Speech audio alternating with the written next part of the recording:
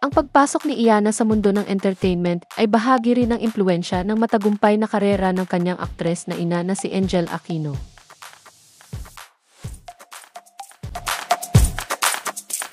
Si Emmanuel ay nakikinabang sa kasikatan ng kanyang ama na si Kuya Kim upang mas mapansin at magkaroon ng pangalan sa digital media.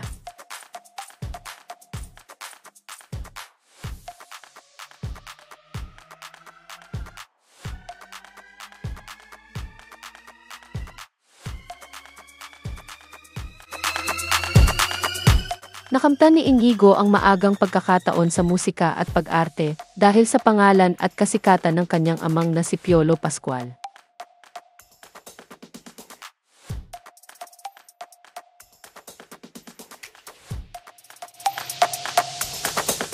Nakikinabang si Cassie sa impluwensya ng kanyang mga magulang na sina Sharon Cuneta at Gabby Concepcion upang makapagsimula at magtagumpay sa larangan ng pag-arte, pagkanta at pag-host. Dahil sa kasikatan ng kanyang tanyag na ama na si Fernando Poe Jr. Ang tumulong kay Lovie Poe upang maitatag ang kanyang karera sa pag-arte at musika.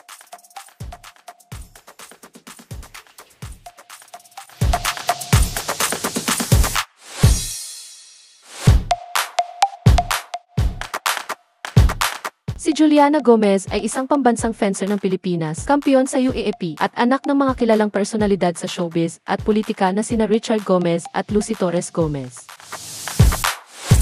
Dahil sa impluwensya ng kanyang mga magulang na sina Romel Padilla at Carla Estrada at ng kanilang angkan na mga Padilla, madali sa kanya ang pagpasok sa industriya. Siya ay Nepo baby dahil anak siya nina Marjorie Barreto at Dennis Padilla, at kabilang sa kilalang pamilyang Barreto sa showbiz, bagamat pinaghirapan din niyang buuin ang sarili niyang career bilang aktres. Si Donnie Pangilinan ay isang Nepo baby, anak ni Marisa Laksa at Anthony Pangilinan, at pamangkin ni Gary Valenciano. Bagamat nagsumikap siya sa musika at pag-arte, mas napadali ang kanyang pagsikat dahil sa pangalan ng kanyang pamilya. Lumaki ang kambal na sina Cassie at Mabel Legazpi na maagang na-expose sa showbiz dahil sa kanilang mga magulang na sina Carmina Villaruel at Zoren Legazpi, kaya nagkaroon sila ng head start sa pag-arte, pag-host at pagmumodelo.